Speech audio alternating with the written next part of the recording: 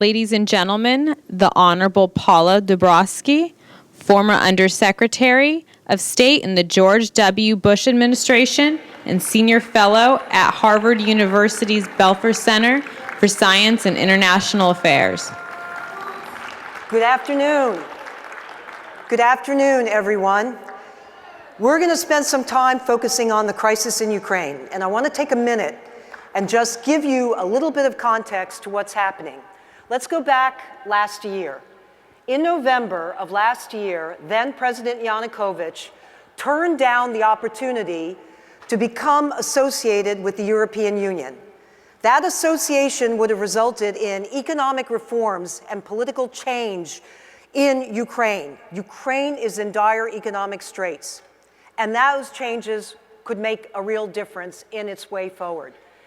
As a result of his unwillingness to sign that association, protests, massive protests, took out on the streets in Kiev and throughout Ukraine.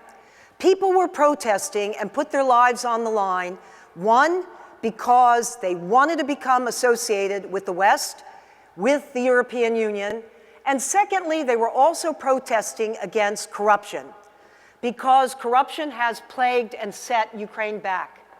Fast forward, February of this year, 3 diplomats from Europe went to Ukraine to try to broker a peace between the opposition and those demonstrating on the street and with then President Yanukovych.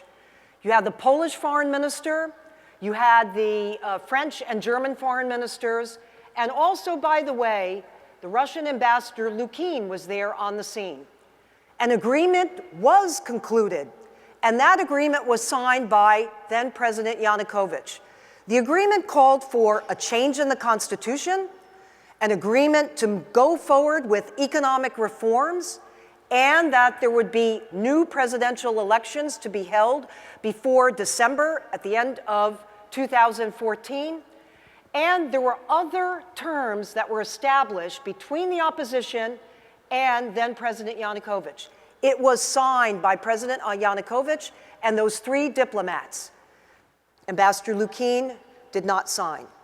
What happened then was in the news. President Yanukovych disappeared. He ended up in Moscow. And then the next thing we saw was that there was a Russian aggression into Crimea. This comes at such a crucial time. Ukraine is politically gripped and economically in very dire straits. What will this mean for the United States, for the West, for Ukraine, for the globe at large? We have a great panel, and I want to invite them to come out and join. We have Cliff May, who is the president of the Foundation for the Defense of Democracy, and he's also a foreign affairs contributor to the Washington Times. And we also have Paul Saunders, who is executive director of the Center for the National Interest and also associate publisher of the magazine, The National Interest. So, we're going to hear more about the crisis in Ukraine. Thank you.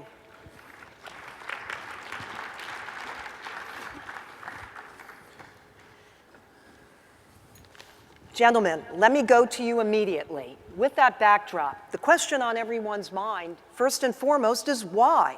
Why did President Putin support and advance this aggression into Crimea, which flies in the face of international legal agreements, including the OSCE and the Budapest Memorandum, which the US, UK, and Russia signed when Ukraine gave up its nuclear weapons, and the agreement was the protection of Ukraine's sovereignty. Paul, why? If I had to boil it down to one reason, and I'm speaking here from a Russian perspective and trying to explain their thinking rather than from my own point of view as an American, but to boil it down to one reason, I think Russia has been quite frustrated over the last 20 years by the way that Europe has developed. Many Russians feel that Russia doesn't have the kind of role in Europe and in European security that they like.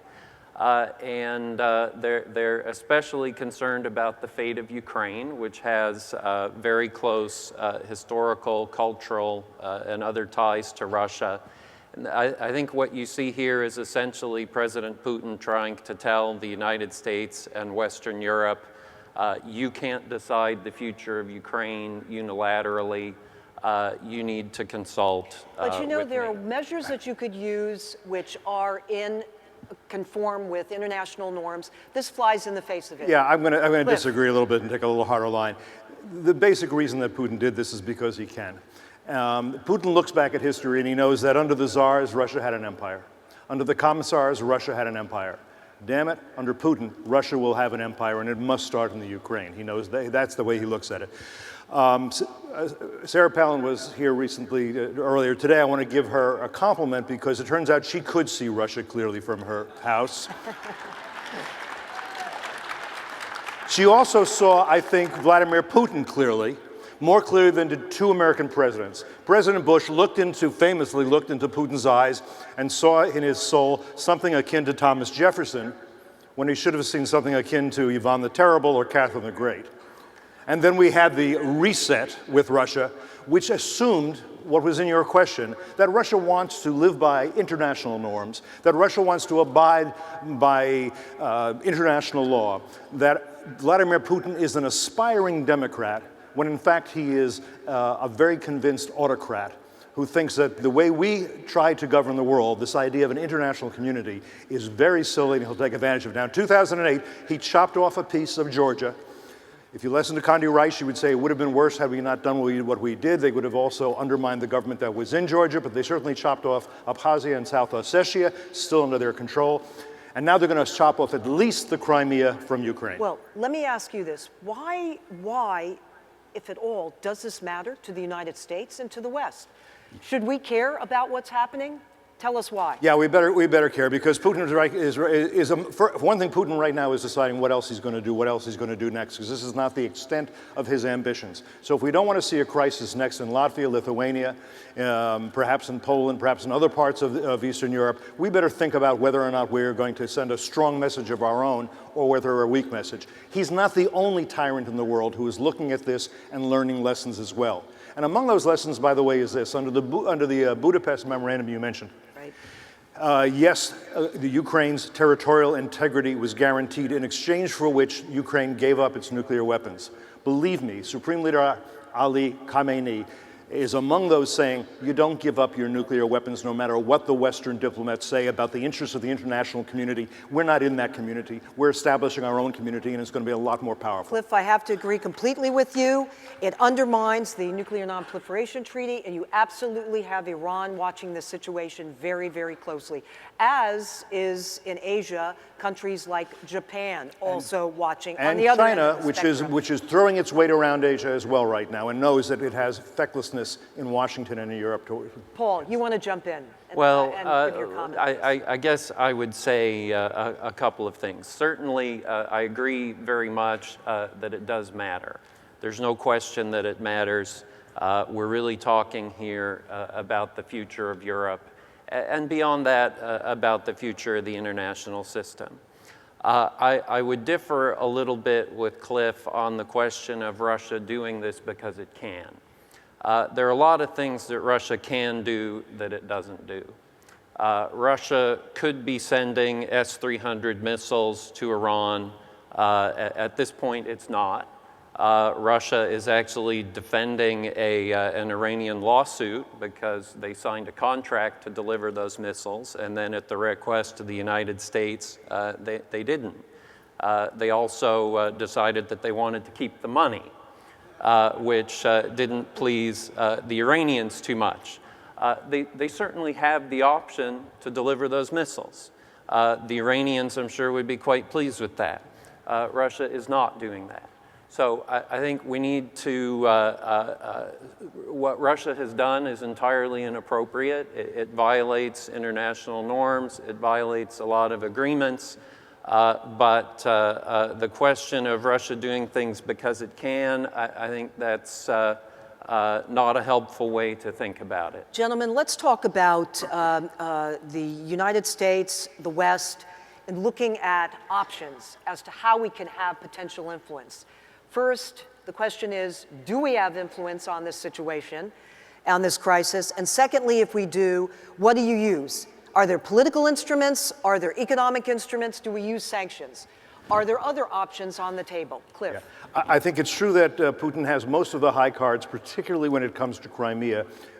There's every indication that he's taking Crimea back into Russia, and we're not going to be able to stop that. But he's probably also considering whether he should take parts of eastern Ukraine along with it or not, and how he's going to treat western Ukraine. And I think you can have an impact on that and also on his thinking further down the road.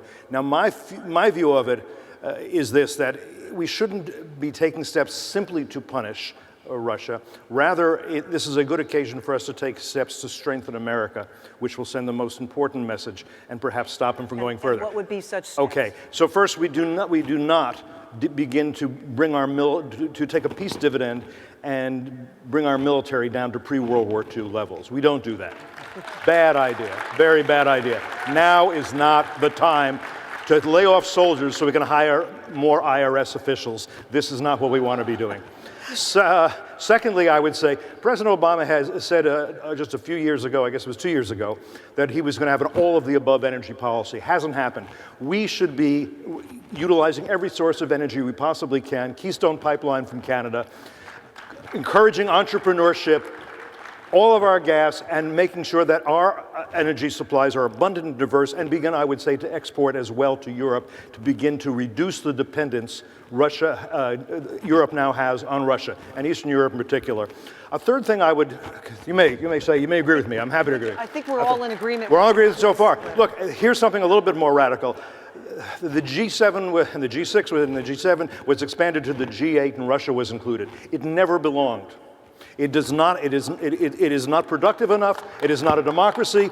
I think Russia should not be in the G8. Frankly, I think we should at least be discussing that, and I think we should begin to turn that club into an association of democracies, and not pretend that those who join will become democracies if they're rewarded in advance. And what about the WTO, the World Trade Organization? There have been those who have singled out the WTO simply because Russia has used economic instruments to strangulate Ukraine, even prior to this aggression. What about the WTO? Is that on your list?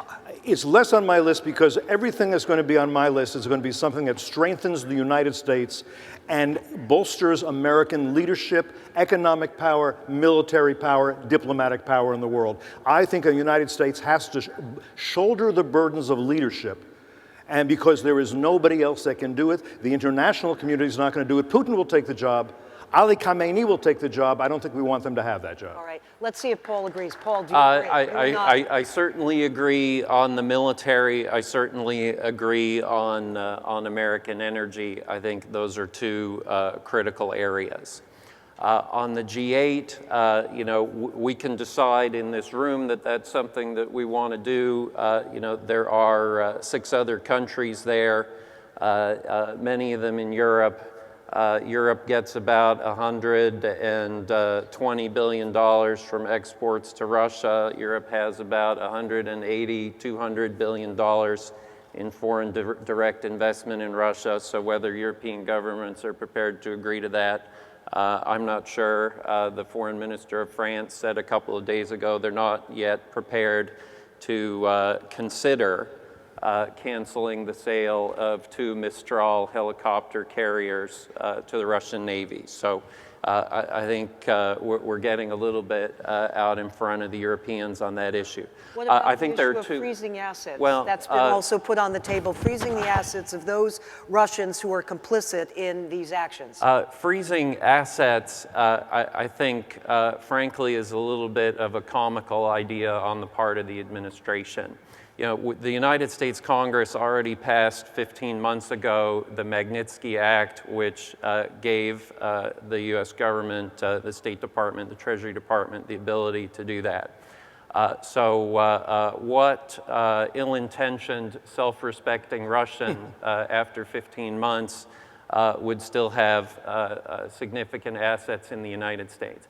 And earlier this week, the administration, when they announced that they would extend this authority to this issue, they explicitly said, well, we're going we've created this authority, but we're not naming any specific people at this point. So, there have already been 3 days for anybody who didn't take their assets out in the last 15 months to get to work on that, and I imagine a number of them called their bankers fairly quickly. So I don't consider that to be a credible policy. I think where I would look, and it extends a little bit some of the things that Cliff was saying, let's talk a little bit about Europe. Our European allies and partners are trying to develop, some of them, their own energy resources. I certainly think the United States should get behind that. There's some American companies exploring for shale gas in Western Ukraine.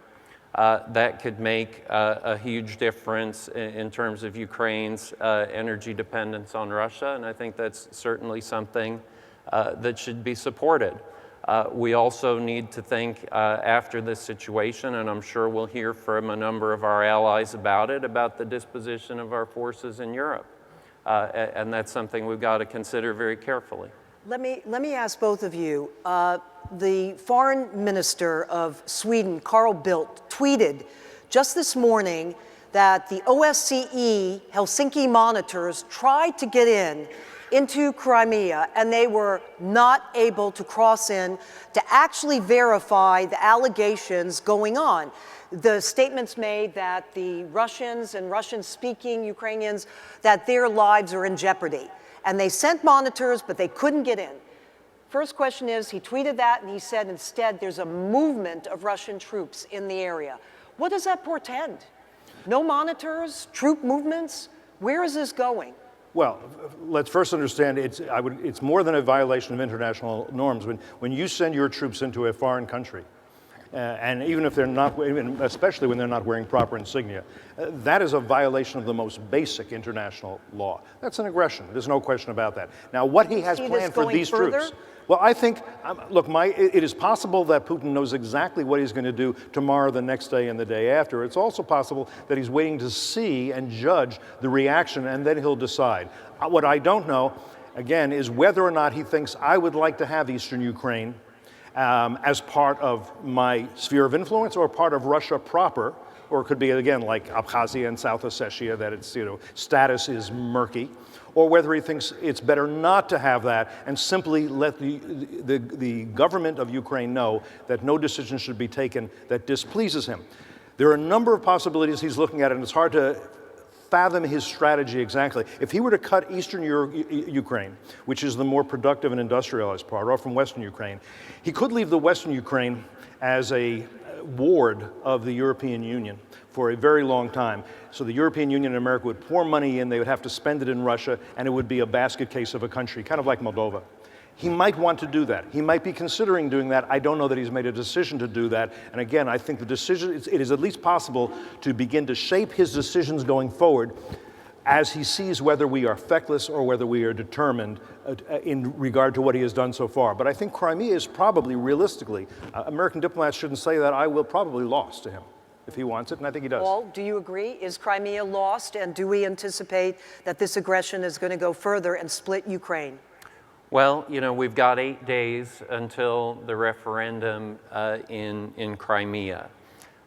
If we had in this country an effective administration, I think 8 days actually would be enough time to try to work with Moscow and with others to point Crimea in the direction of much greater autonomy, somewhat like what it had under Ukraine's 1992 constitution when Ukraine had when Crimea had much greater autonomy than it has now. With the leadership that we currently have, I think that it's very unlikely that heavy lift will be accomplished in 8 days. When we look at eastern Ukraine and compare it to Crimea, Crimea is roughly the size of the state of Maryland geographically. There are about 2 million people there, so the population density is not too high. Eastern Ukraine is a totally different situation.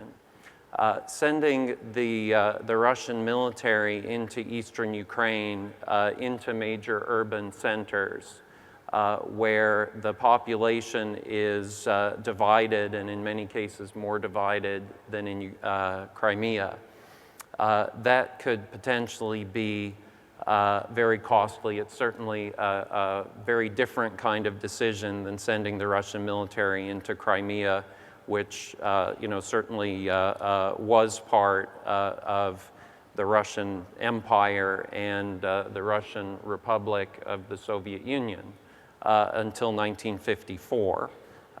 It's just a different situation, and Putin may well come to that point. I think that Cliff is correct in suggesting that he probably has not decided, but I think for the Russian leadership that would be a much tougher decision than the decision to go into Crimea. Cliff, you wanted to make just one quick point. I think there are a lot of variables that are hard to predict with confidence. The outcome of the referendum is not among them.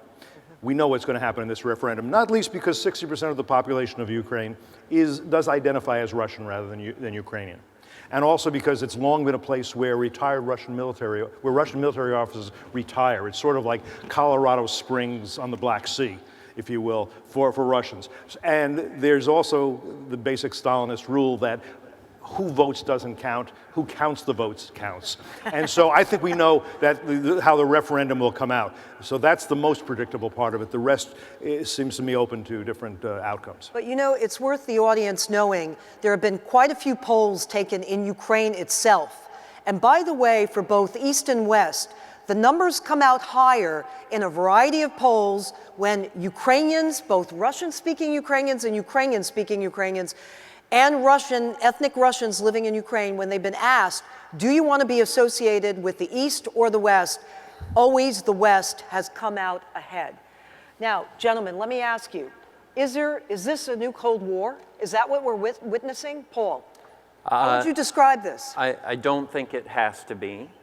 I think that is one possible outcome, and I think we need to be very careful moving forward in how we're thinking about this situation.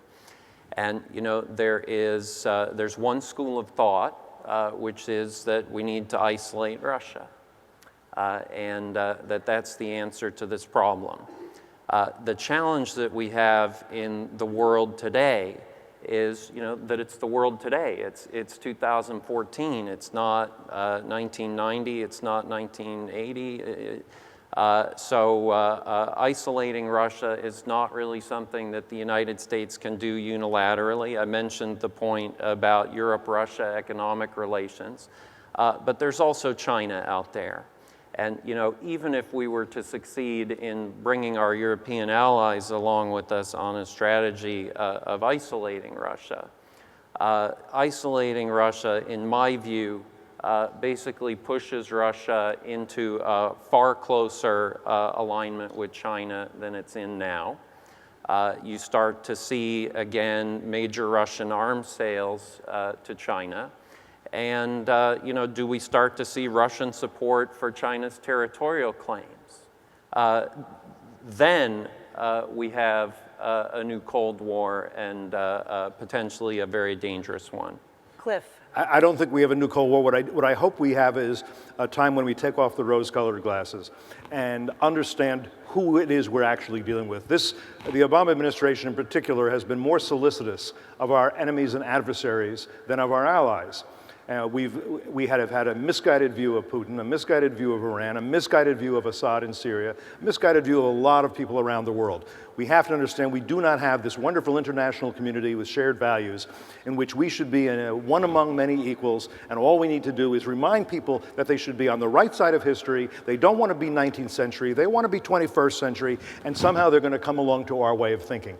We have enemies out there, we have those who have different geopolitical interests than we do, different values than we do. If we will recognize that, we can form policies that can be protective and defensive of the free peoples of the world and expand the freedom in the world. Gentlemen, we get one last question. That's right, one last question. We have like 30 seconds. Which way is Ukraine going to go? Cliff. Well, I think Ukraine is going to be split one way or another. It's going to be split. That's what you... Look, if Crimea stays in Russian hands, it is split. Beyond that, how much Putin decides to try to take and how much he succeeds in taking, it's largely in his hands, not ours, but we'll see. Paul? Crimea, East or west? Crimea, I think, is probably lost. But I think the loss of Crimea drives the rest of Ukraine much more firmly toward the west over time. We need our European allies really to step up to the plate to help to make that happen. And also, we need to be there too.